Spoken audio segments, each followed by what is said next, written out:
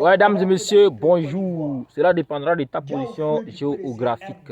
Nous allons écouter un peu le fils de Gbagbo Kone qui est en train de briser tous les papos sur Alassane Ouattara. Alors, Camara peu d'Afrique, peu de Côte d'Ivoire.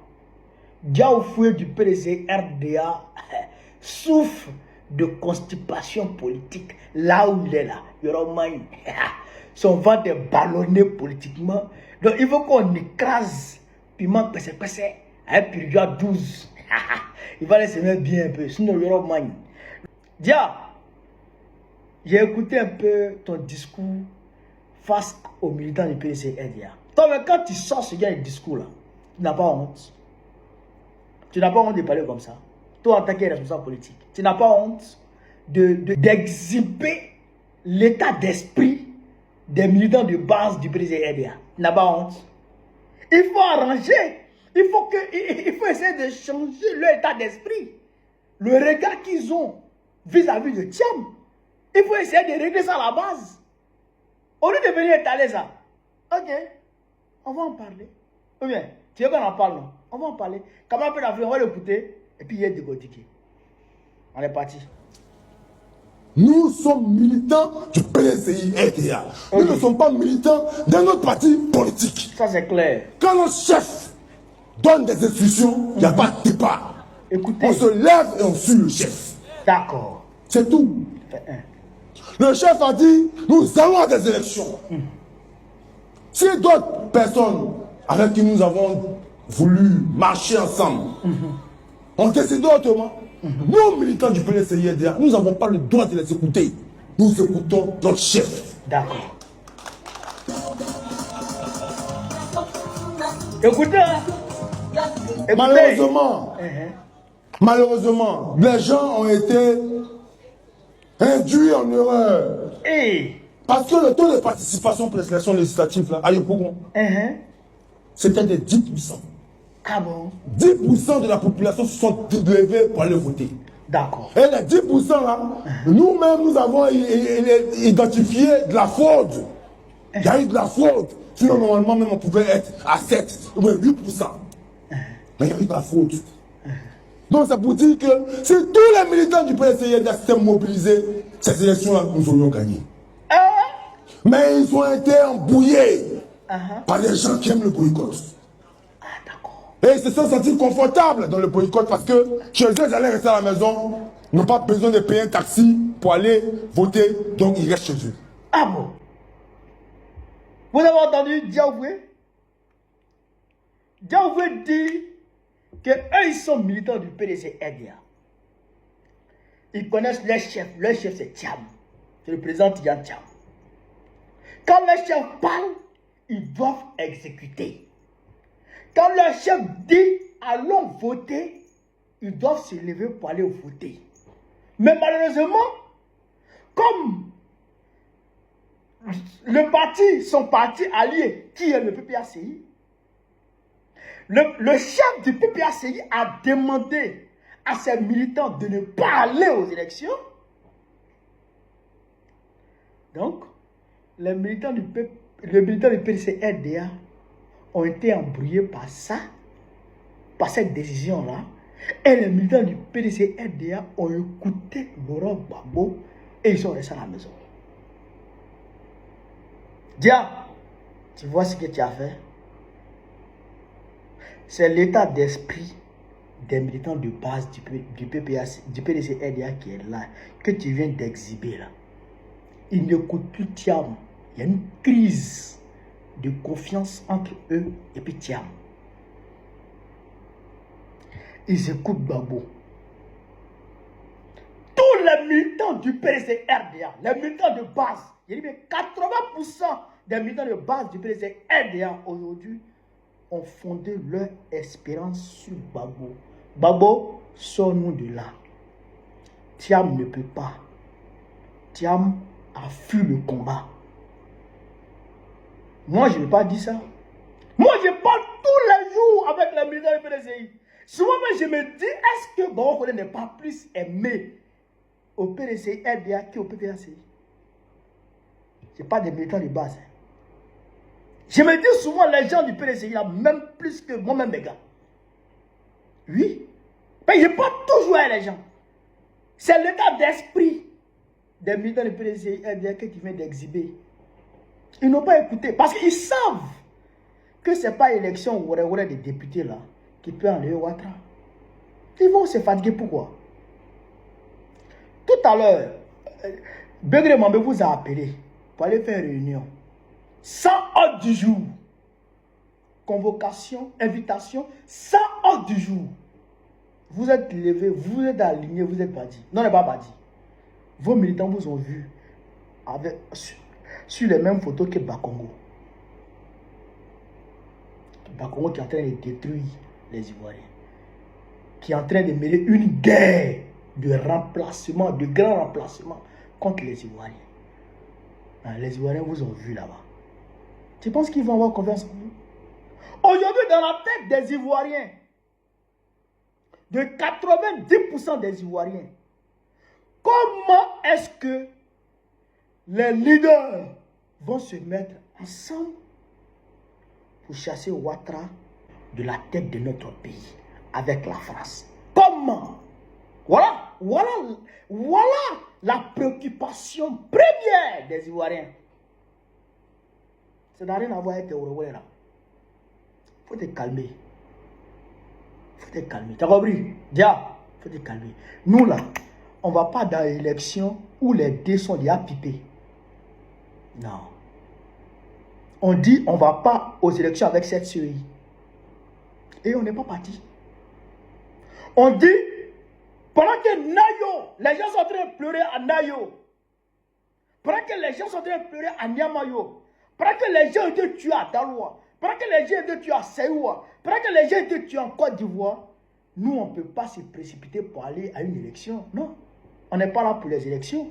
On est là pour un changement. On suit une idéologie politique.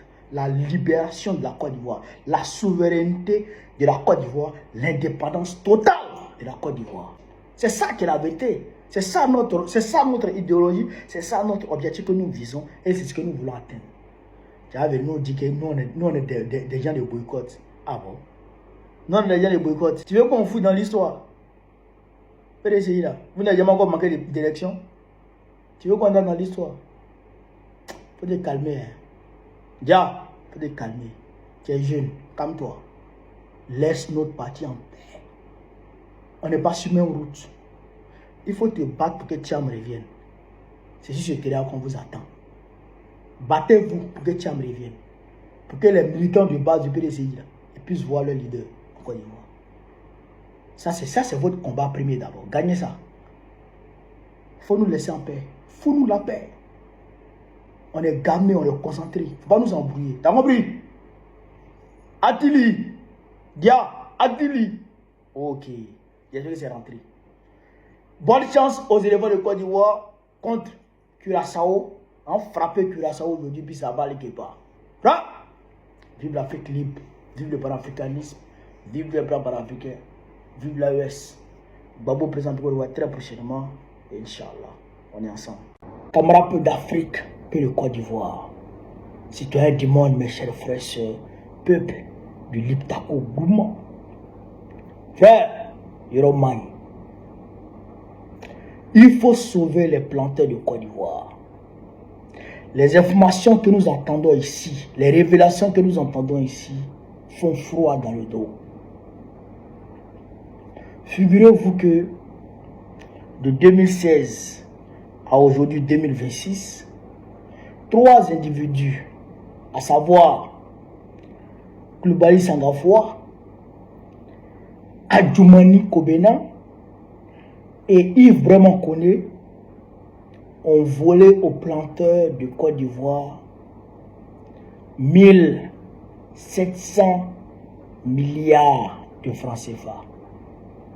Il y a bien 3 individus ont volé aux planteurs de cacao de Côte d'Ivoire 1700 milliards de francs CFA en 10 ans. Et comme si cela ne suffisait pas,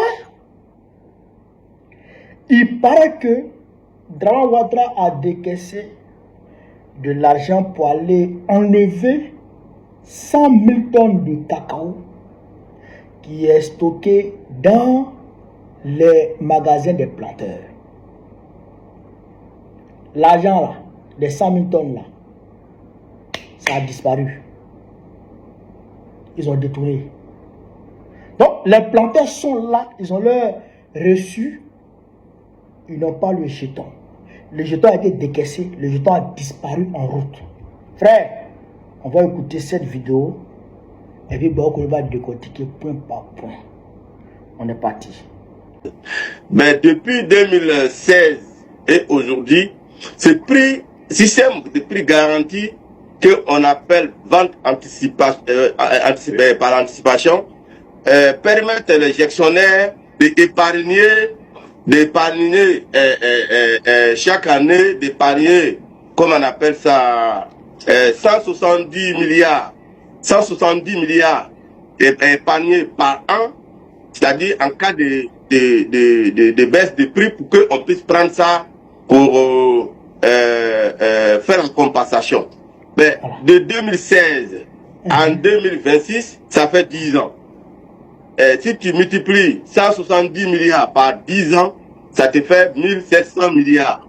Mais malgré, comme on appelle, contre toute entente, les premiers chocs qu'on appelle la baisse du prix, le système n'a pas déclenché. Le système n'a Ivoirien, excusez-moi, mais l'État ivoirien a bien honoré sa promesse d'acheter les 100 000 tonnes. Les 100 000 tonnes, nous saluons quand même, nous saluons l'État ivoirien d'avoir quand même réduit la perte des paysans. Parce que 120 000 tonnes identifiées, s'ils ont reçu à enlever effectivement 100 000 tonnes, ça peut soulager un peu un certain groupe de paysans. Mais vous voyez aussi que la gestion de cet argent pose problème. Vous voyez à la télévision chaque jour entre les gestionnaires et OIA qui disent que cet argent a été détourné.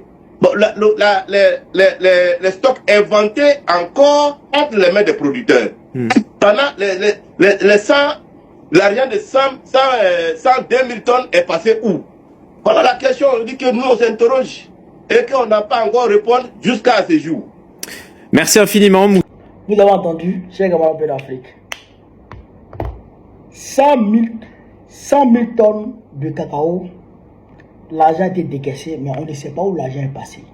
En tout cas, les planteurs ont encore leur reçu dans leurs mains. Ils n'ont pas encore le jet. Frère, non. C'est-à-dire qu'à un moment donné, on doit quand même humainement avoir honte de voler. Humainement, on doit souvent avoir, même si tu es un voleur, ton patron qui t'a mis là était un voleur. C'est-à-dire que toi-même tu es venu pour voler. Mais souvent il faut t'asseoir et puis réfléchir. C'est-à-dire que réaliser la souffrance des gens et dire, ah quand même, je ne peux pas voler.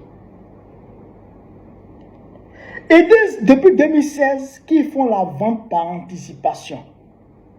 C'est-à-dire que eux, ils vendent le cacao aux grands acheteurs, aux grands groupes sur le marché international.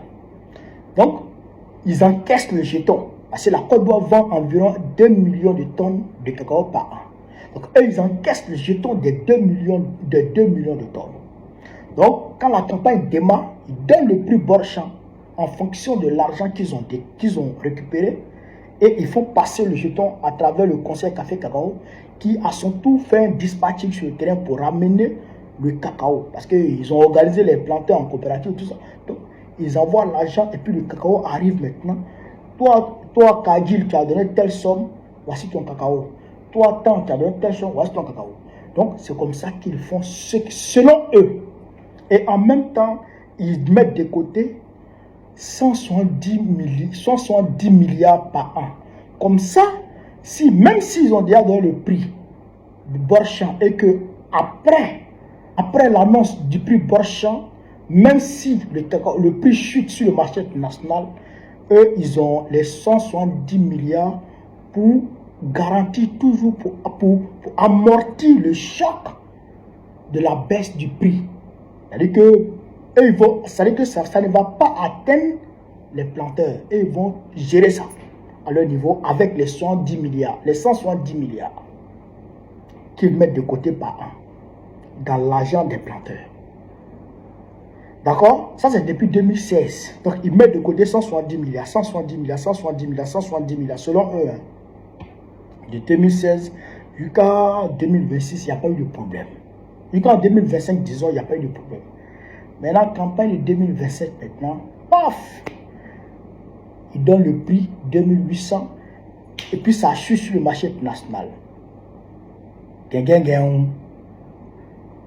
Où sont passés les 170 milliards épargnés par an depuis 2016? Quand on additionne de 2016 à 2026, ça fait 1700 milliards. Donc normalement, les 1700 milliards devaient être en train de dormir dans un compte. Ou bien c'est pas ça. Maintenant, le problème est survenu. Qu'est-ce qu'on fait? Normalement, logiquement, on dit aux planteurs, non, ce n'est pas votre problème. C'est nous qui garantissons le prix. Vos 170 milliards là sont là pour ça. Donc on prend le jeton et puis on achète le cacao. Et puis la perte qui vient des acheteurs là, mais on essaie de compenser ça avec les 1700 milliards. Oui ou non? Normalement c'est comme ça qu'on doit faire. Mais on s'en rend compte que les 1700 milliards ont totalement disparu. Ont littéralement disparu. Même un rond, on n'a pas vu. Ça veut dire que de 2016 à 2026, il n'épargnait pas le jeton. Il mangeait. Donc, si il vraiment connaît que le directeur du conseil Café Cacao se donne le toupet de dépenser l'argent des planteurs, c'est que son ministre de tutelle est au courant. Donc, en 2016, celui qui était ministre de l'Agriculture, c'était Koulibaly Senghor. Donc, Senghor était de mèche avec Yves Brahma Koné pour manger le jeton.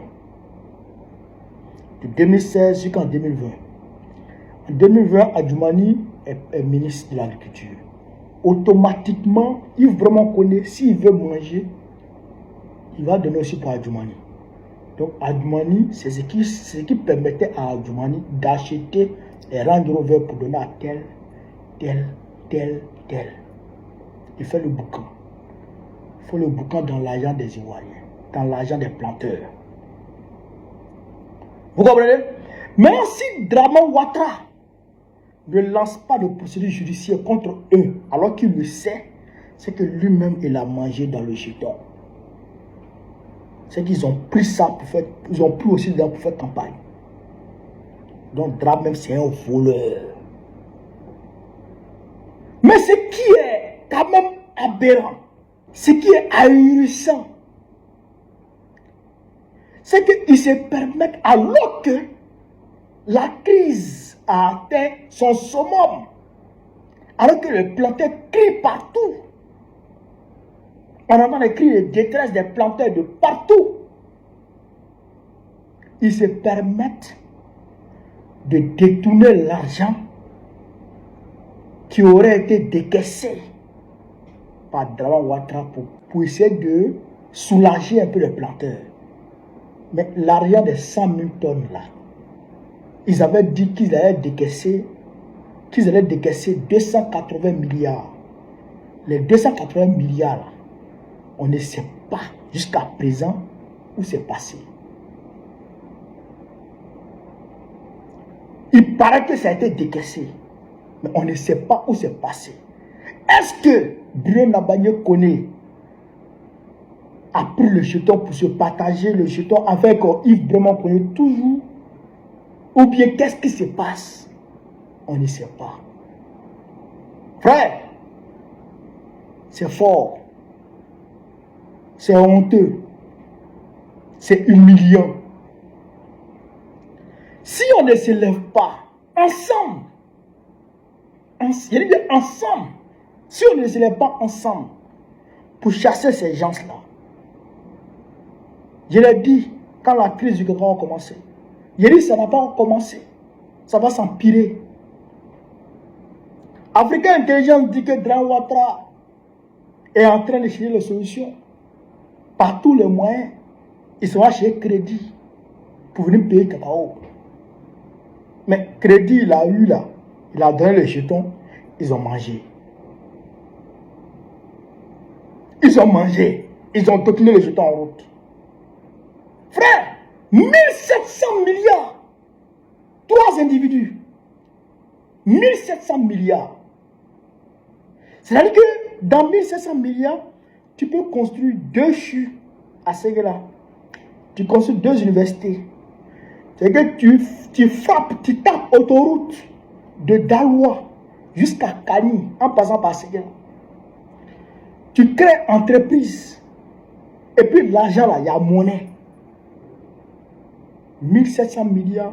C'est combien d'hôpitaux en Côte d'Ivoire? Combien d'hôpitaux? C'est combien de salles de classe? C'est combien de CHU? C'est combien d'universités? C'est combien d'entreprises de créer? Mais 3 individus ont mangé ce jeton-là. Et puis ils sont là. Et puis il n'y a rien. Et ils se donnent encore le toupet de détourner les 280 milliards qui devraient aller soulager une partie des planteurs. Ils ont mangé ça encore. Frère, on ne va pas se lever. On ne va pas se lever.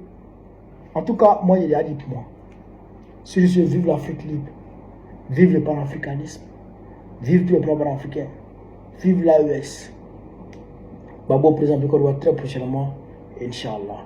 Vous avez suivi les dernières actualités sur la résolution qui a été adoptée au Parlement européen, malheureusement sur le Burkina Faso.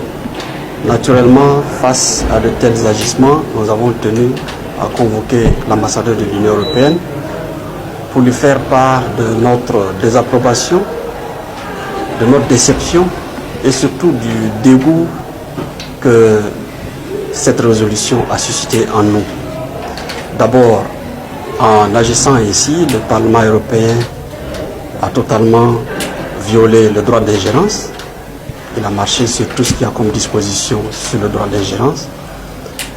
Surtout que l'argument qui a été prononcé devant les députés est cousu d'informations totalement erronées. C'était aussi pour nous un signal de mépris dans la mesure où c'est en totale ignorance de ce qui se passe aujourd'hui comme effort. Notre pays se bat depuis longtemps pour faire face à l'insécurité. Aux côtés du Mali et du Niger, nous constituons cette digue que les 3 leaders essaient de garder, consolider pour protéger nos voisins du Sud. Et de voir un parlementaire qui vient donner des chiffres erronés sur un pays qu'il n'a pas visité, nous pensons qu'il a souillé la sacralité du Parlement européen en tenant de tels discours au relent néocolonialisme. Donc il était important pour nous de parler de manière sincère et directe à l'ambassadeur de l'Union européenne pour faire savoir que le Burkina Faso agit en toute souveraineté en matière de politique intérieure et que nous ne sommes pas membres de l'Union européenne. Le Parlement européen ne peut pas statuer comme un juge pour nous dire ce que nous devons faire en matière de gestion de l'espace civique, en matière sécuritaire. Ce député qui a pris la parole, c'est un militaire, il me semble, du moins dans le passé. Il embrasse une carrière politique qui me semble déjà compromise par la façon dont il aborde les questions. Il sait très bien comment est-ce que la situation sécuritaire a commencé dans nos pays. Faisant abstraction de la responsabilité de l'OTAN qui a déstabilisé la Libye et dont les conséquences ont été portées par nos pays ici, qu'ils viennent en toute aisance parler de la situation sécuritaire au pays en faisant abstraction de sa propre responsabilité dans ce que nous sommes en train de gérer, nous pensons que quelque part c'est malsain. Donc nous avons tenu à évoquer cela, nous avons tenu à le mentionner en disant que ce qui se passe ici au Burkina relève de la politique intérieure du Burkina Faso. Alors, camarades peu d'Afrique, vous avez écouté le ministre des Affaires étrangères, M. Karamoko Jean-Marie Traoré. Vous l'avez écouté. L'homme dont il s'agit ici s'appelle Christophe Goma. Christophe, un député européen. Il est en fonction depuis le 16 juillet 2024. D'accord? Mais avant, il a été directeur du renseignement militaire de la France. Directeur du renseignement militaire de la France du 21 juin 2013 au 6 juillet 2017. Directeur du renseignement militaire. D'accord? Il a été aussi, d'abord, avant d'être directeur du renseignement militaire, il a été commandant des opérations spéciales de l'armée française, commandant des opérations spéciales de l'armée française du 1er août 2011 jusqu'au 20 juin 2013. D'accord? Il est commandant de corps d'armée, général de corps d'armée, autant que moi, général de corps d'armée. Il était commandant, d'accord, des opérations spéciales du 1er août 2021, comme je vous l'ai dit, jusqu'au 20 juin 2013. Puis directeur de renseignement, d'accord, militaire du 21 juin 2013 au 6 juillet, d'accord, 2017. Vous avez entendu? C'est un militaire, un général de corps d'armée, commandant d'opération, chef de service de renseignement, chef de renseignement, directeur de renseignement militaire au compte de l'armée française, directeur de renseignement militaire, commandant d'opération spéciale. Voilà. Ça veut dire que, en réalité, quand tu vois un militaire quitter l'armée, aller rentrer dans la politique, et puis commencer à bavarder sur un pays là, ça veut dire que quand il était dans l'armée là, il a essayé de déstabiliser ce pays. Et puis ça n'a pas marché. Même étant dans son costume de politique là, de député là, il donne des renseignements à l'armée française contre le Burkina Faso et l'AES. Mais comme ça ne marche pas, et donc maintenant il faut venir parler, il faut faire du vousu là, d'accord, mobiliser l'Union européenne afin que l'Union européenne puisse prendre des sanctions contre le Burkina Faso. C'est un aveu d'échec sur le plan militaire d'abord. Il faut retenir ça. Si vous voyez Christophe Goma venir aller bavarder à l'Union européenne contre le Burkina Faso, lui qui était un ancien militaire, alors que aujourd'hui leur mission première en tant que soldat français, leur mission première que Macron leur a assignée, c'est de déstabiliser l'AES. Ça c'est leur mission première, ça. Donc, si tu vois militaire sortir de son tri pour aller porter costume de politique, pour aller bavarder, ça veut dire que Yoroman, il a tapé poteau sur le terrain militaire. Il a tenté de déstabiliser le Burkina Faso et il a tapé poteau. Il a tenté avec le Mali et il a tapé poteau. Il a tenté avec le Niger et il a tapé Diba poteau. C'est ça qu'il faut retenir d'abord.